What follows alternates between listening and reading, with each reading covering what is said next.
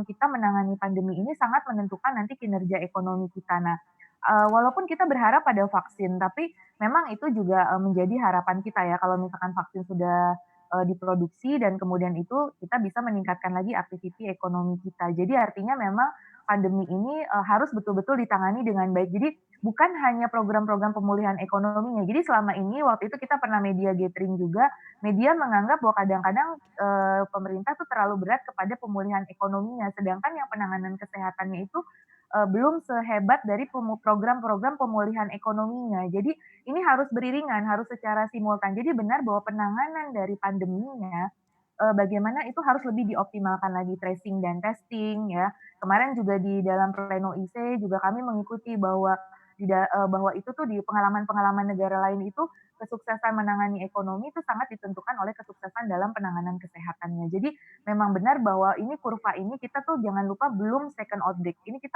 kemungkinan masih di first outbreak dan itu belum mencapai puncaknya. Nah, ini yang harus kita waspadai. Jadi artinya sehebat apapun program-program pemulihan ekonomi kita, tapi kalau penanganan kesehatannya, tidak bisa mengimbangi, itu juga akan menjadi, lebih tidak optimal lagi penanganan ekonominya. Jadi jangan sampai istilahnya kita terkesan membuang garam di lautan. Jadi kalau root problems-nya di kesehatannya itu belum ditangani dengan baik, nah ini juga jadi masalah daya beli masyarakat dan lain-lain itu sebetulnya akan pulih kalau memang kepercayaan terhadap penanganan kesehatan itu juga bisa, ditingkatkan gitu. Baik. First outbreak saja belum kita tinggalkan, bahkan sampai keluar kalimat endless first wave. Nanti kita belum tahu seperti apa gambaran untuk second outbreak. Nah, dengan demikian asumsi Anda Pak untuk kuartal ketiga ini, kalau kita berbicara mengenai kontraksi pertumbuhan ekonomi, kira-kira minimalnya ada di berapa kalaupun harus negatif ini Mbak Telisa? Iya betul. Memang untuk positif itu agak sulit ya, kecuali kita istilahnya melakukan out of the box policy yang sangat, luar biasa ataupun ada suatu extraordinary, positive things yang kemudian membuat kita positif di kuartal 3. Tetapi apabila melihat pola normal dan kemudian pola normal tuh dalam arti melihat historical, pertumbuhan quarter to quarter kita selama ini ya, memang agak sulit kalau untuk mencapai positif. Tapi minimal negatifnya tidak terlalu dalam, artinya negatifnya lebih baik daripada kuartal 2 kemarin -5,32. Nah, kami sendiri sudah membuat simulasi model, di dalam simulasi model kami itu yang paling optimis pun itu adalah di kisaran -0,19% Hmm, ya, di tahun dua di apa, maaf minus, 0, ya sekitar -0,19% di kuartal 3, itu yang paling seminimalnya.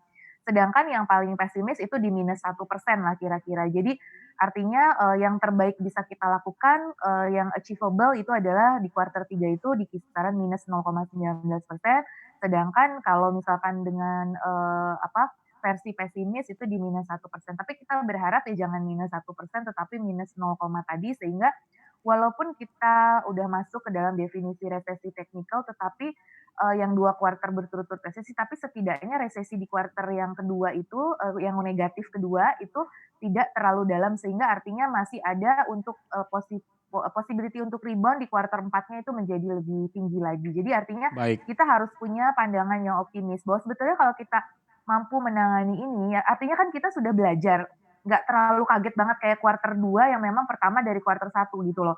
Ini kan kita udah ada pembelajaran di kuartal 2 gitu loh. Jadi Covid ini artinya kita bisa pelajari Baik. polanya dan kemudian, kita sudah tahu program-program apa. Nah, tinggal kita tingkatkan lagi saja penanganan di kesehatannya dan kemudian efektivitas dari, program-program yang sudah ada. Semua